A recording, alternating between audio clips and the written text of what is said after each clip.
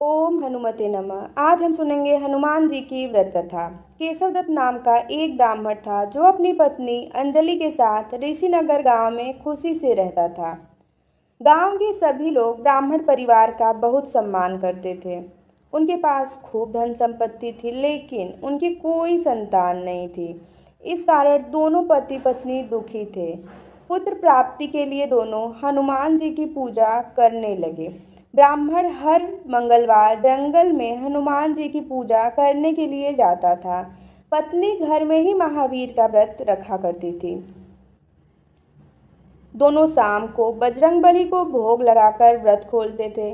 ब्राह्मण और उसकी पत्नी को हनुमान जी की पूजा करते करते कई साल बीत गए, लेकिन उन्हें संतान नहीं हुई। एक समय आया जब ब्राह्मण निराश हो गया, परंतु उसने बजरंगबली पर विश्वास नहीं छोड़ा। दोनों पति पत्नी विधिवत व्रत रखते रहे। एक मंगलवार अंजलि हनुमान जी को भोग लगाना भूल गई और दिन ढलने के बाद खुद भी बिना भोजन किए सो गई। उस दिन ब्राह्मण की पत्नी ने प्रण लिया कि वो अब अगले मंगलवार को भोग लगाने के बाद ही अन्न का दाना खाएगी।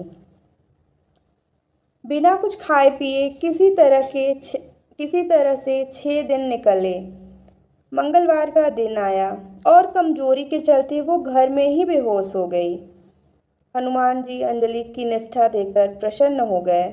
बेहोशी में ही ब्राह्मणी को हनुमान जी ने दर्शन दिए और कहा, पुत्री उठो, तुम हर मंगलवार पूरी निष्ठा के साथ मेरा व्रत करती हो। मैं तुम्हारी भक्ति से बहुत खुश हूँ। इस बात से खुश होकर मैं तुम्हारी मनोकामना पूरी करने का वरदान देता हूँ। तुम्हें पुत्र की प्राप्ति होगी जो तुम्हारा खूब ध्यान रखेगा। इतना कहकर बजरंगबली वहां से अंतर्ध्यान हो गए। तभी अंजलि उठी और भोजन तैयार करके उसने सबसे पहले हनुमान जी को भोग लगाया। इसके बाद खुद भी भोजन किया।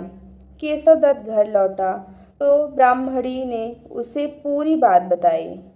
पुत्र वरदान की बात सुनकर ब्राह्मण को यकीन नहीं हुआ और वह पत्नी पर शक करने लगा।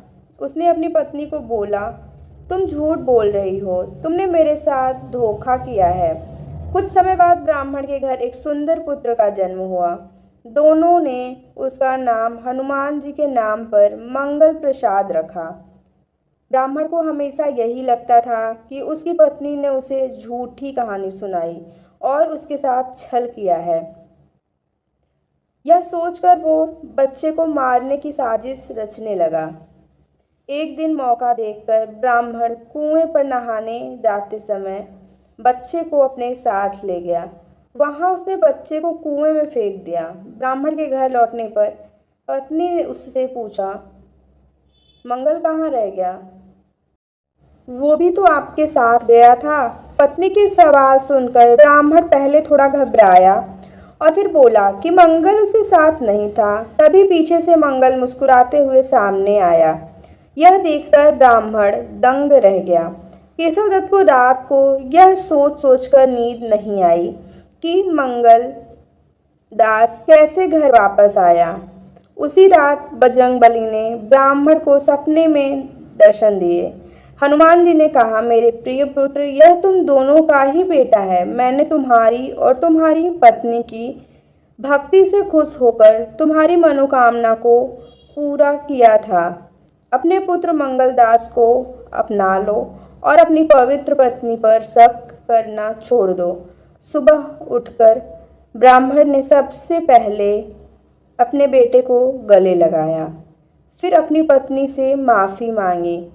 उसके बाद ब्राह्मण ने अपनी पत्नी को बताया कि वो किस तरह उस पर शक किया करता था और मंगलदास को अपना पुत्र नहीं मानता था।